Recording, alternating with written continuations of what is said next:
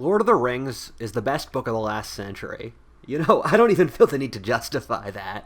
It's one of the most compelling stories ever told, and Tolkien was able to create an incredibly imaginative and vibrant world that still sucks in readers today. When most people see a little bit of Middle-earth, they'll always want to come back for the rest of their lives. What this video is going to talk about is the philosophy and history behind Lord of the Rings. J.R.R. Tolkien was a professor of Anglo-Saxon literature at Oxford University, and thus Lord of the Rings is in many ways an exemplification of that whole period of history that he studied. Great works of art are simultaneously perfect exemplifications of their era of history, but also exist for all of history, and often contain symbolic depths beyond even what their authors intended. This video will look into the origins and philosophic meaning behind Lord of the Rings. The results, I think, are really going to surprise you for how deep this silly fairy tale goes.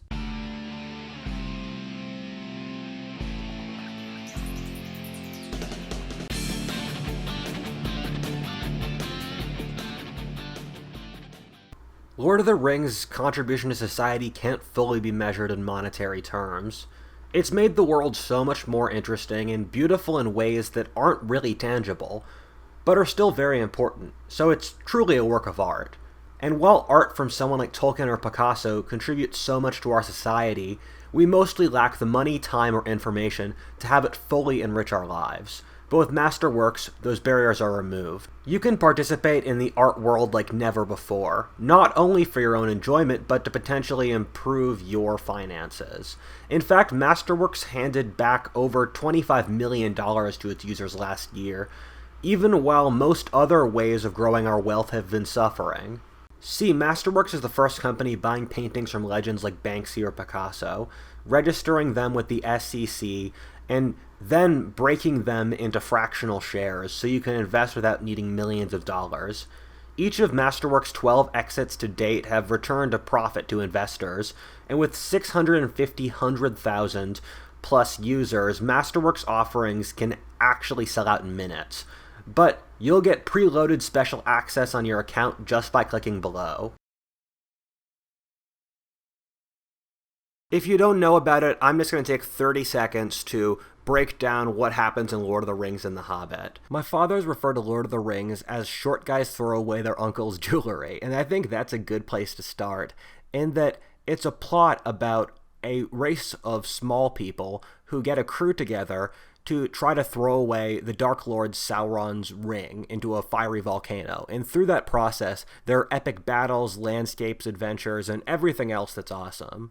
The Hobbit, meanwhile, which he wrote many, many years before, is about a hobbit, surprise, and a squad of dwarves trying to steal a dragon's gold, and they walk thousands of miles to do so. Lord of the Rings is 1,000 pages, while The Hobbit is 100, and the length for both film franchises is somehow the same. Okay, you might not believe me, but I'm honestly not much of a nerd.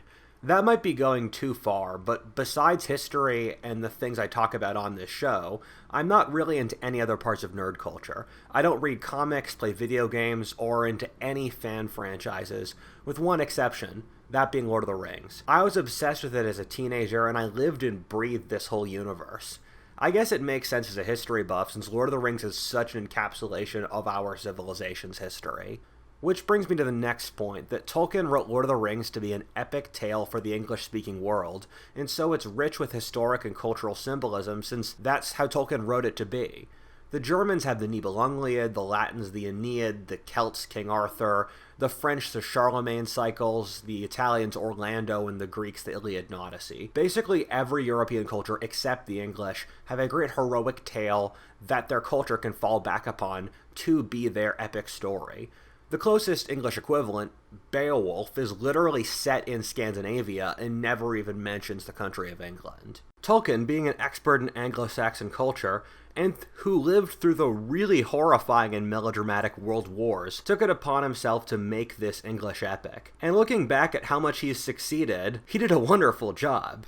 However, like most of the English-speaking world's other endeavors, like the Industrial Revolution, settling America, or the spread of parliamentary democracy, they ended up creating a whole new world that kind of replaced the old. In this context, being the creation of the fantasy genre that's since become truly, truly massive. Tolkien pulled on 4 broad European mythic traditions to create Middle-earth, those being Celtic, Germanic, Finnish, and Christian. I'm going to go through each of these. Pulling from the Celtic tradition, you can clearly see Aragorn, who is a ranger that becomes the King of Gondor, is based off King Arthur, who was also a lost king who takes a royal sword, either being Excalibur or Narsil, and then ascends to the throne to fight off the hordes from the east, those being Mordor or the Anglo-Saxons. The sacred lands to the west, where the elves go when they die, since the elves are immortal and they have to choose to pass on, are reminiscent of Celtic Tir na Nog, or the Blessed Lands to the west in Celtic mythology. Tolkien's elves are a combination of Germanic elves, who are a separate race in that mythology, and Celtic fairies. In traditional Celtic mythology, the fairies are tall, beautiful, magical beings who live for periods bordering on eternity, since time moves very differently in their special fairy dimension. The fairies, like Tolkien's elves, are disconnected from the outside world and dabble in it occasionally. In Celtic culture, the fairies are a mythologization of the indigenous pre-Indo-European inhabitants of the British Isles, who the ancestors of the Celts genocided and wiped out, much like the Native Americans later. We see this in the Celts attributing the megalithic structures like Stonehenge or Newgrange, or flint spear points to fairies. It would be similar if the racist tropes and stereotypes you saw in a lot of earlier culture from 60 or so years ago gradually morphed over thousands of years into being a special magical race. Lots of Tolkien's pre-Lord of the Rings works and the Silmarillion draw on themes and names from the Welsh mythic cycle, the Mabinogion. The second mythic tradition, the Finnish, is a bit surprising. The Finns have their great epic being the Kalevala, which I admit to not understanding at all. It doesn't really seem to have a plot or structure, and cuts off the story's climax. However, Tolkien really loved the Finnish language and culture and mythology, and Elvish is actually based off the Finnish language. Finnish is one of the very few non-Indo-European languages, making it feel very alien to most European readers, which is great for Elvish. The most powerful god in The Lord of the Rings is named after the Finnish god Illuminatar. How Gandalf looks is based off a Finnish god, as you can see in this music video from my favorite Finnish heavy metal group Korpiklani. Lots of the plot points in Lord of the Rings are taken from the Kalevala as well. However, the mythology that most closely approximates Lord of the Rings by a long mile is Germanic or Norse. This makes sense given it was Tolkien's academic speciality, and also that England is a Germanic society. The easiest place to start is that Tolkien borrowed heavily from the Germanic ring saga, which is called the Volsung in Iceland and the Nibelungenlied in Germany. What happens is that there's a magic ring which corrupts its owner over time and is addictive.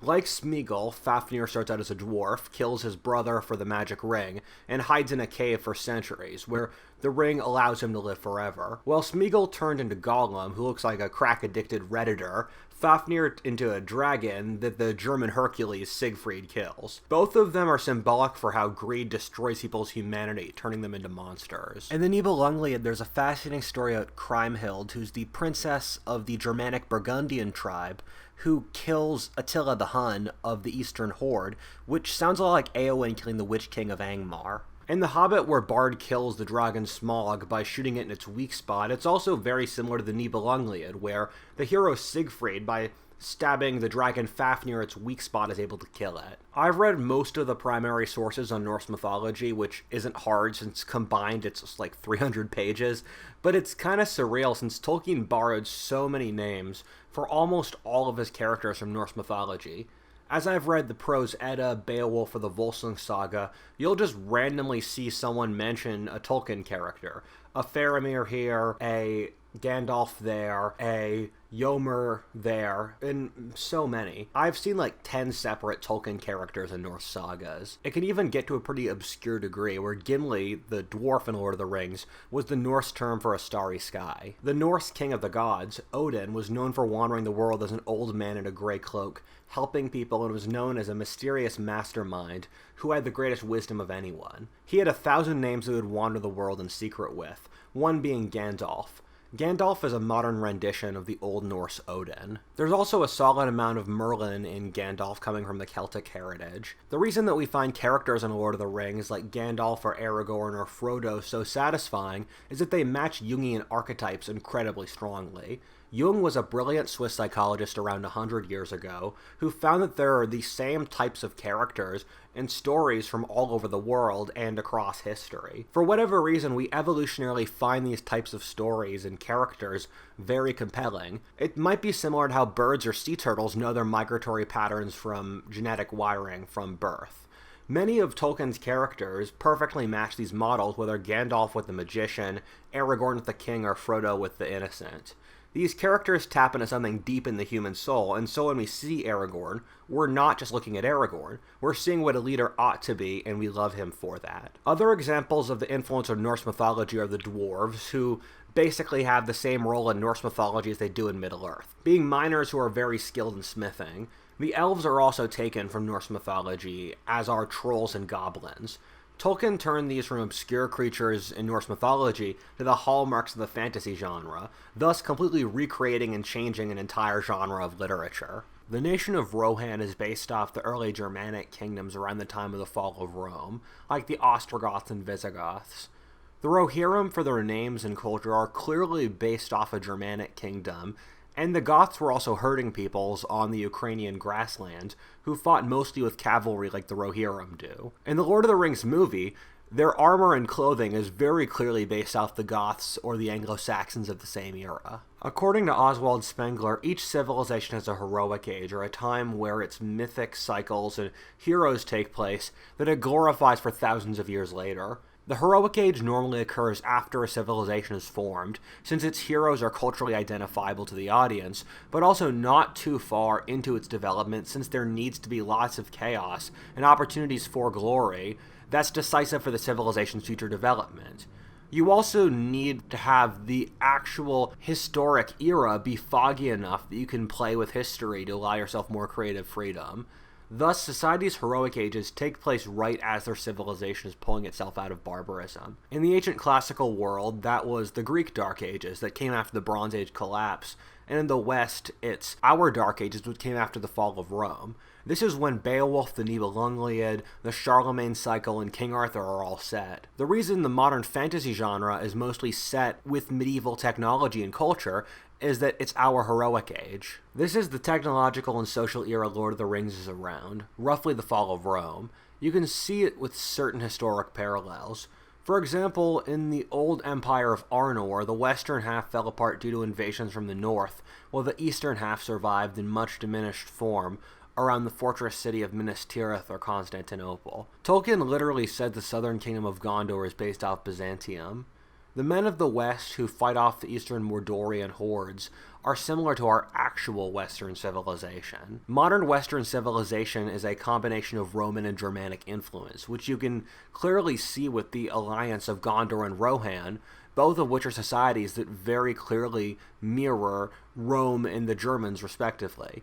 In the same way the West was able to fight off the hordes from the East in the period after the Roman Empire's decline, whether the Hunnish or Muslim, the men of the West fought off Mordor and were able to create a new prosperous age. To riff off that point for a second, the Battle of Minas Tirith, where the forces of Mordor are finally defeated by the men of the West, bears a striking similarity to the Siege of Vienna, in which the Ottoman army attacked Austria. And on top of that, Minas Tirith's geographic position is very similar to Vienna's, where the Anduin is in the same position as the Danube, and the White Mountains are in the same position as the Alps, with both Minas Tirith and Vienna being on the eastern end of their mountain range and the eastern side of their country, and the armies coming out of the mountains in Mordor or Transylvania attacking across the plain or Hungary towards Vienna. And in both cases, the forces were able to hold out under a siege, and then cavalry forces from the north were able to save the city, those being the Polish or the Rohirrim, where the Poles had very distinctive winged cavalry, kind of like Rohan's very distinctive cavalry. And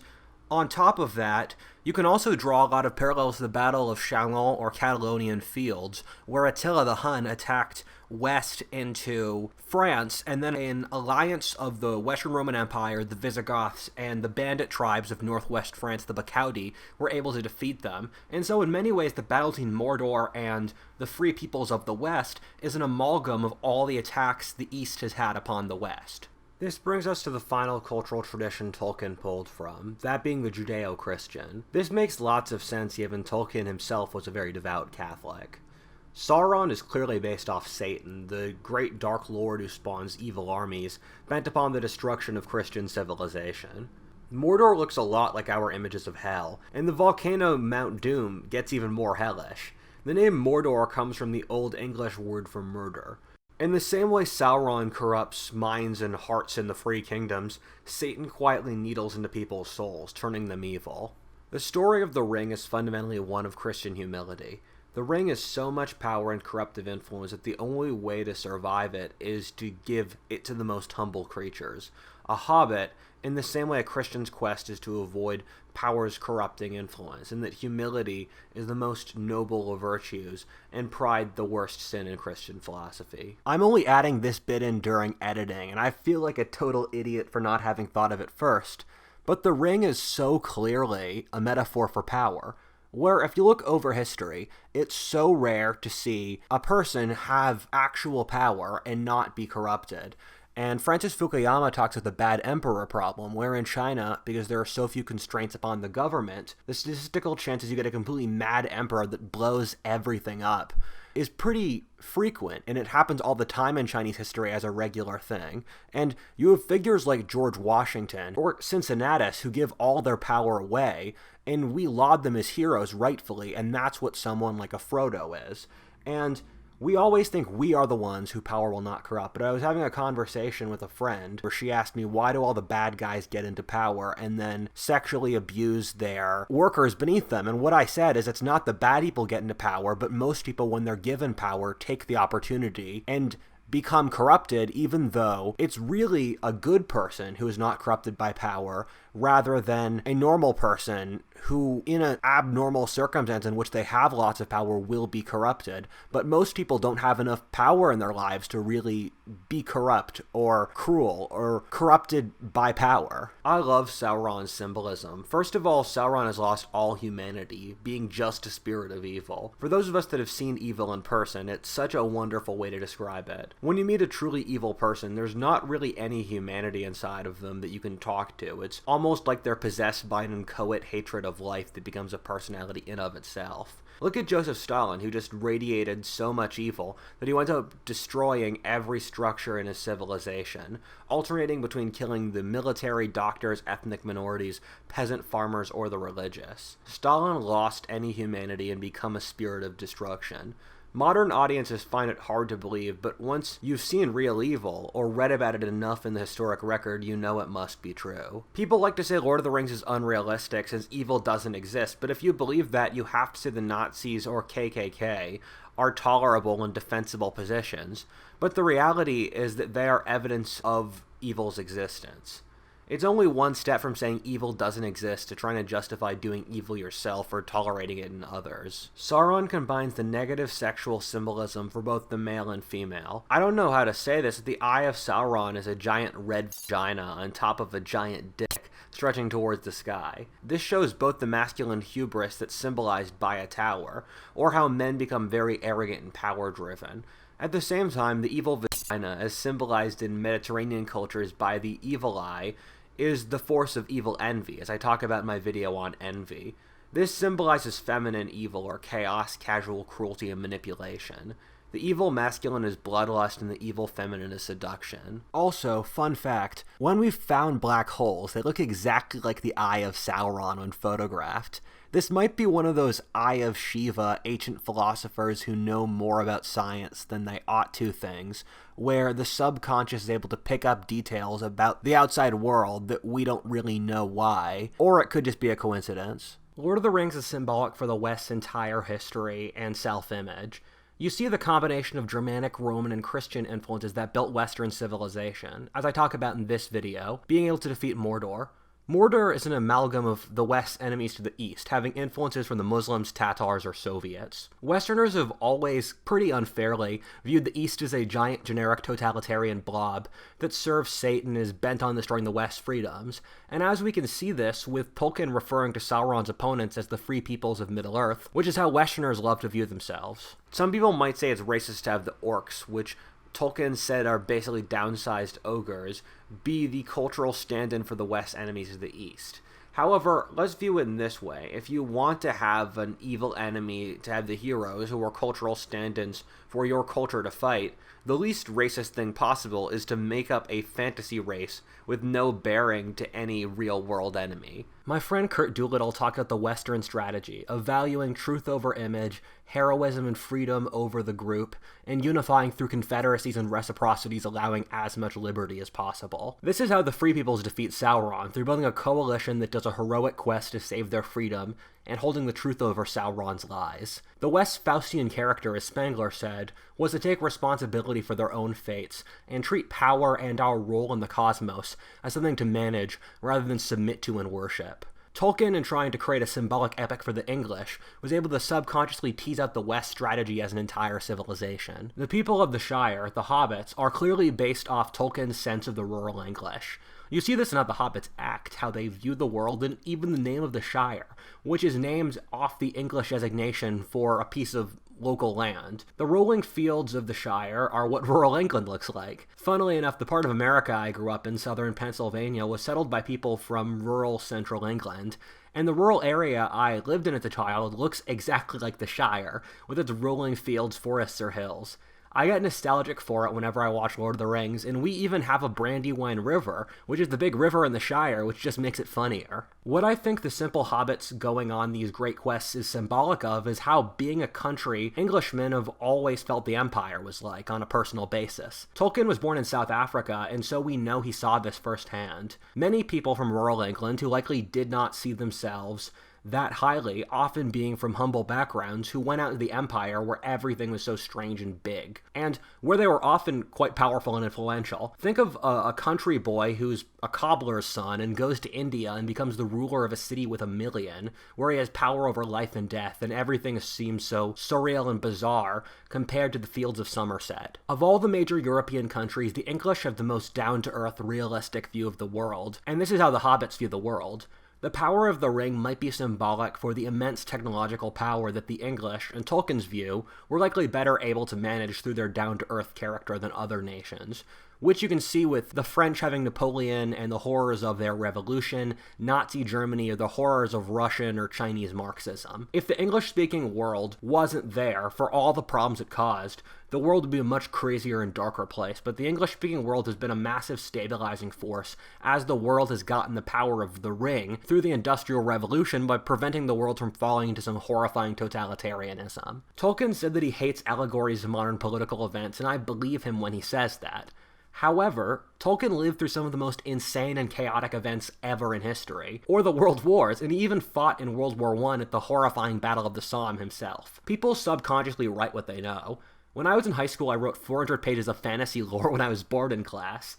Looking back, even though I never thought about it, I can see lots of subconscious allusions to the world I live in, whether the rise and spread of social justice/communism, or the polarized American federal system, or even climate change. Thus, even though Tolkien did not intend it, the world Tolkien lived in rubs off onto the world of Lord of the Rings and Middle-earth. I think Lord of the Rings is pretty heavily a story about the Industrial Revolution. Industrialization and the massive amounts of changes that the societies go through with it is traumatic for cultures, and Tolkien was living in the tail end of that process in Britain. The world Tolkien grew up in was one of cavalry charges and sabers, aristocracies and monarchies ruling most of Europe, of seeing farmers use donkeys on a daily basis.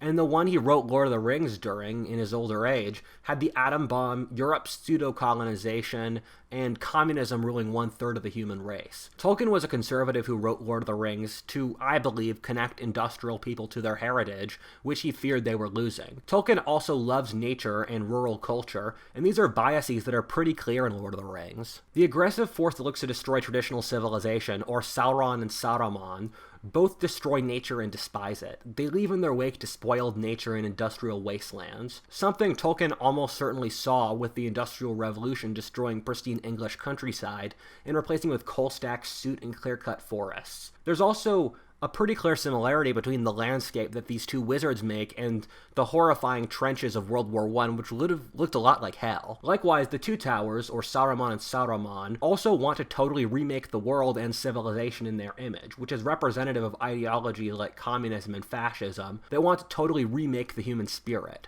Britain fought against and partially beat both of these totalitarians.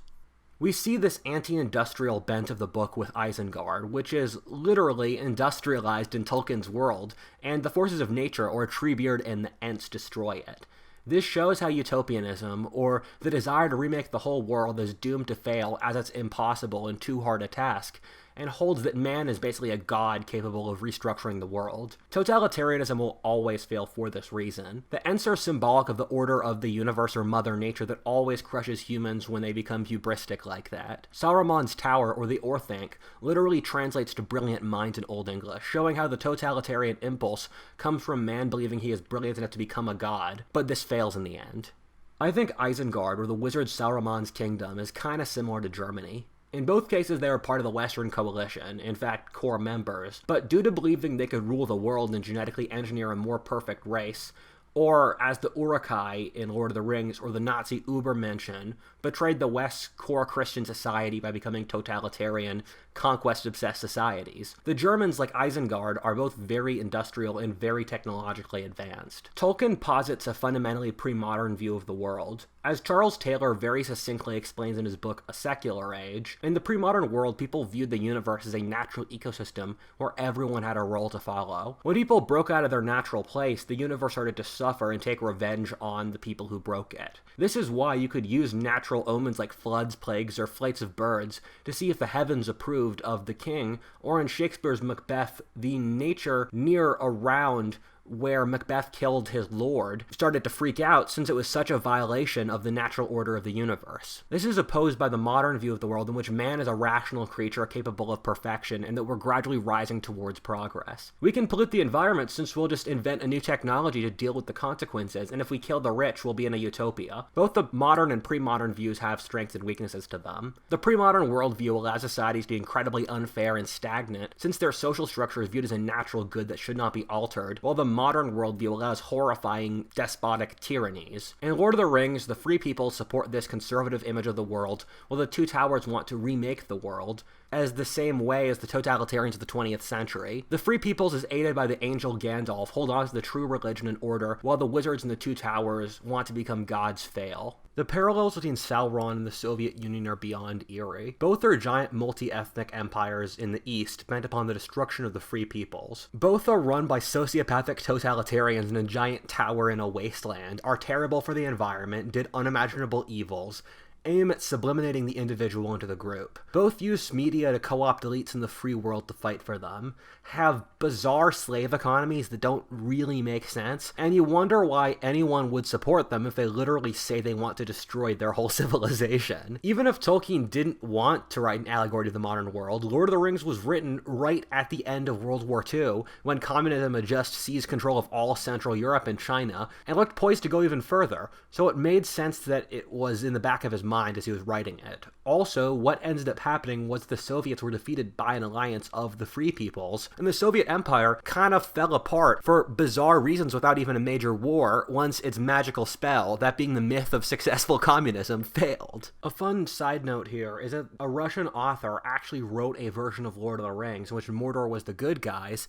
and Mordor was a force of equalization in the world, where the elves were racists bent upon keeping humans down, and the Western order and the Free Peoples were fundamentally colonialist and based off old, outdated aristocracy, and they're trying to keep down the East, which was trying to rise into the future and fully liberate mankind. And in this Russian author's worldview, Sauron's really the good guy because he's trying to liberate people from the old constraints. And isn't that just so ironic that Russian audiences read Lord of the Rings and thought, we identify with Sauron, and then a Russian author literally wrote a book in which Sauron was the good guy? And this book actually sold very well in Russia because the Russians don't keep strong copyrights. As alluded to before, another big similarity is communism and Sauron's abilities to needle themselves into the elite in Western countries through controlling the media and selling attractive narratives that they must win, and they can build a new, good, better world. In both of the big human kingdoms, Gondor and Rohan, the government is controlled by pro-Sauron interests who establish themselves through the Palantir, which is a crystal ball, a lot like a television, or radio in Tolkien's time, that spins narratives to favor Sauron. The West is the most open-minded society in history, and the negative of that is that it's capable of catching bad ideologies, like communism, that literally say they want to kill the previous society, and have killed 80 million people. It's also similar to social justice today, which has been able to seize control of the West's institutions, literally on a platform of demolishing the previous society. Grima Wormtongue is a great example of a local elite who pushes the Sauron agenda as a way for him to get into power over a society, in the same way that communists have done this to get into power over their own societies once the revolution comes. The example I think of is when the Chinese invaded Tibet, and the Chinese communists destroyed the previous Tibetan civilization almost in its entirety. Local Tibetans literally opened the valleys and opened the gates of Tibet in order to let the communists in, because they assumed if the communists won, they would become the local commissars and rulers. And the way I like to compare this is that the West is the most open-minded civilization, which means we can adopt the best changes like women's rights or full suffrage or technological advancements or the Enlightenment. The problem when you're open is that you start licking the toilet bowl, where you get so open that you start catching viruses. To jump over to a different key point, I think that Lord of the Rings has such perfect metaphors for addiction and drug abuse. For the people who carry the ring, it's exactly like an addiction, in that its power over a person becomes stronger and stronger before it totally consumes them. Over time, the addiction consumes more and more of the person's identity until nothing else matters while their body and mind wither away. It's really compelling to see Frodo struggle with bearing the ring, and then finally having its absence when he finally destroys it being unbearable, and he can't even finally kill the ring. Tolkien must have known a person with an addiction or had one himself in order to write something so realistic. Tolkien also suffered PTSD from his experiences in World War I, and Lord of the Rings has one of the best expressions of PTSD I've ever seen in a book. Frodo has this gnawing, aching pain in his body that he can never get rid of. Bilbo, from taking the ring, says he just feels tired all the time, like too little butter spread over too much bread, while Frodo says he can't enjoy life. Frodo is stabbed by a demon Morgul blade, which makes him periodically feel the stab wound again, especially on the anniversary of the event. In both cases, the PTSD makes it difficult for the hobbits to enjoy normal parts of life. As a person who's had PTSD and is currently in a process of trying to heal from it, these are some of the most honest and realistic views of what it does feel like. To finish, Lord of the Rings is the West's great epic, which tells the story of our civilization and everything it stands for. Let's compare it to classical civilization, where its early heroic work was the Iliad and the Odyssey, kind of like the West's Arthurian or ring cycles. Meanwhile, the Aeneid was written based off those earlier epics, but 1,000 years later. Once that civilization had lived a lot, changed a lot, reached back to its roots, and was in the stage of the universal empire and decadence. Lord of the Rings is our Aeneid.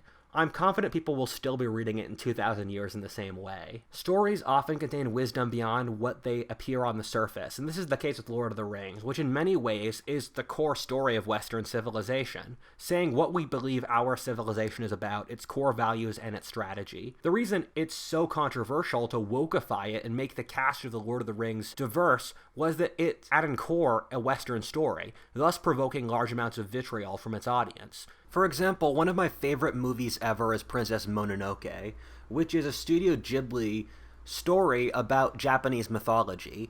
Another example is there's an epic Chinese movie named Red Cliff, which is a retelling of their Romance of the Three Kingdoms, which is a big part of Chinese history and culture. Or you could throw in 1001 Arabian Nights in there as well. These are all wonderful pieces of art that people in the West can appreciate, but they were not made for our culture, and exist in very specific cultural contexts, and Lord of the Rings is the same for the West, where people from any culture can love and appreciate Lord of the Rings, but it's fundamentally a story about the West. Sometimes a fantasy world inhabited by mythical peoples allows us to see our own society more clearly, and that is why this story is still so loved and admired.